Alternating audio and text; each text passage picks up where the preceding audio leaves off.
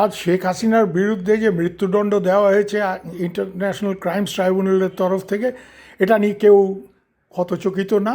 সবাই এটা এটা প্রত্যাশিত, সবাই এটা আশা করছিল, এবং শেখ হাসিনা নিজে বা তার পুত্র, তার পরিবারের লোক, তার দলের লোক সবাই এটা আশা করছিল। কারণ এই যে বিচার প্রক্রিয়া ইন্টারন্যাশনাল ক্রাইমস ট্রাইব্যুনালে, এটা তো বিচার প্রক্রিয়া না, এটা একটা প্রতিশোধ প্রক্রিয়া বলে আমরা মনে করি, এবং কেউই এটাতে হতচকিত না। এখন প্রশ্ন হচ্ছে যে এটার শেখ হাসিনাকে তো আর নিয়ে এক্ষুনি ফাঁসি দিতে পারবে না। ভারতের মাটিতে উনি আছেন, ভারতও ওনাকে ঠেলে বাংলাদেশে একেবারে ইউনূস সাহেবকে খুশি করার জন্য পাঠিয়ে দেবে, এটা মনে করার কোনো কারণ নেই। কিন্তু সবথেকে বড় কথা হচ্ছে যেটা, যে এটাকে কেন্দ্র করে বাংলাদেশে গোলযোগ বাড়বে, কমবে না, এটা আমরা বলতে পারি।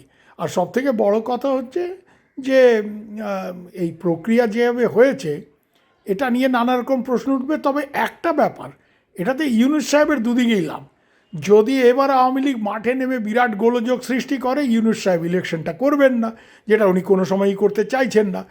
আর যদি আওয়ামী লীগ সেরকম গোলযোগ না করতে পারে, আওয়ামী লীগকে বাদ দিয়ে তারা নির্বাচনটা করতে পারে, তাহলে ইউনূস সাহেবের লাভ।